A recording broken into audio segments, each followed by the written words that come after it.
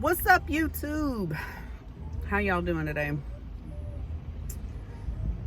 Well, I just took my second Pfizer vaccine, whatnot. My second dose. See my card?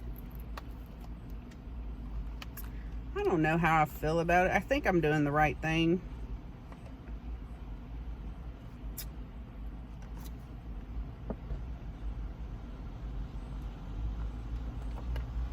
Yep, second dose. This one hurts. I feel like it hurts more than the last. Right here. Had to sit here for 15 minutes to make sure everything went through. You know, it's real iffy. You know, like, I feel like maybe it's a good thing, maybe it's not. Because here's the thing. I know it's early, but, you know, we've came a long way from making vaccines back in the day, you know, where it takes 10 years and everything else. And then you've got everybody working together to get a vaccine for this. So, you know, like, they put all their effort into making this vaccine. So, you know, I know people are still getting COVID after having the vaccine, but it seems like it's not as bad, and it seems like it's not as frequent, you know, like nothing's 100% anything. So, you know, it's just how I feel. And I mean, with society or whatnot, it's damned if you do, damned if you don't. You're a sheep if you do it, you're a sheep if you don't, you know. So that's, I'm not basing taking a vaccine off of that at all. But I know with me being pregnant and with diabetes at the same time, my immune system is going to be a little lower than average, and that's another real big reason why I went ahead and took it, you know, just to make sure. And also, I've given my baby the antibodies from the vaccine passed to my baby, so he'll have this extra boost of anything when he's born. And with the way the emergency room is set up right now, where it's so packed and you're waiting hours and hours, I don't want to have my newborn baby and me sitting down in an emergency room. My emotions are coming out.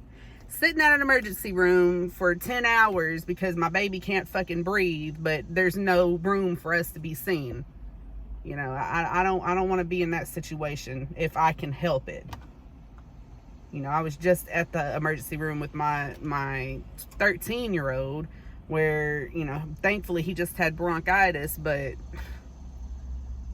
he had heart, you know, chest pains, not heart, but chest pains. And, you know, he could have, you know, anything could have happened. And we sat there for 6-7 hours, even with chest pains, you know, they wouldn't even triage him for 6-7 hours. But, let me know y'all's thoughts on it. You know, tell me what y'all think about the whole vaccine thing. This is what I think, though. I think I'm making the right decision. My 13-year-old had gotten his vaccine a couple of months ago. You know, and then my two younger ones, they're not old enough. They're 10 and about to be 8. So they're not old enough to take it. My husband's still on the fence about it. And my 17-year-old doesn't want to take it. I've encouraged him to take it. He actually, where he works at, even offered a $150 bonus to take it. And he still won't take it. I mean, you know, I'm sure somebody's probably like, oh, well, you can force him. He's not an adult yet. You can force him. But I mean, I can't force him on that. I'm trying to educate him on it. I'm trying to give him, you know, my opinions on it. But I'm not trying to force him. He's about to be 18. He's about to be an adult. And you know, I'm letting him make his own decisions, because he does pretty well with making his own decisions. And I mean, if this is one that he doesn't want to make, you know, it is what it is. Just worries me. Like I tell him, I'm like, you know, you're at high school, you're on the basketball team, you're working 2 different jobs, like you're around a lot of exposure. So I don't know.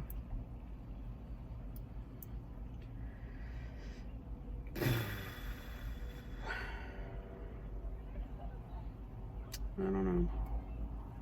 But it looks like it's getting worse. And that worries me. And I worry about when I have the baby in December, you know, if my husband's going to be able to be in the emergency room with me when I have the baby. You know, my mom has been with all of my kids in the emergency room with me. And I would like for her to also be there with this one, if possible. But I don't know if it's only, you know, hopefully they let both of them be in there. Hopefully one. I hope to God at least somebody can be there with me, you know. Stressful times. But everything's good with the baby. I had another doctor's appointment, and, you know, all my sugar levels are good. They checked my A1C again today, so we'll see what that was. Last time it was 5.4, which was like right below, not even in diabetic or pre-diabetic range, because I've been doing really good with my diet and everything. Need to do better with my exercise. I'm still working on that, but everything else is good. I've been taking my I also started taking extra vitamins, and I'm telling you what, I don't know if it's just me making myself think I feel better, but hey, my mood, my energy level is up. I mean, I'm telling you, I feel so much better. I started taking CoQ10, super vitamin B complex. What else am I taking? Turmeric, whatever you say that. And magnesium. I take 3 magnesium pills a day. And so I think that the super vitamin B and magnesium is definitely got me feeling a lot better. I mean, hell, I think that's better than somebody taking a depressant pill. Take you a bunch of vitamins, like vitamin B. Them things get you right, because I've been moody. And I know I'm pregnant and hormonal, but you know, usually I'm kind of moody as it is without being pregnant. But I really feel better. But anyways, I think that's all I got to say to you guys today. Like, comment, and subscribe. You know, tell me whatever you guys thinking about the whole situation with the, you know, how y'all feel about the vaccine stuff and everything else. Comment down below whatever you want to talk about with me. But that's all, folks. Peace.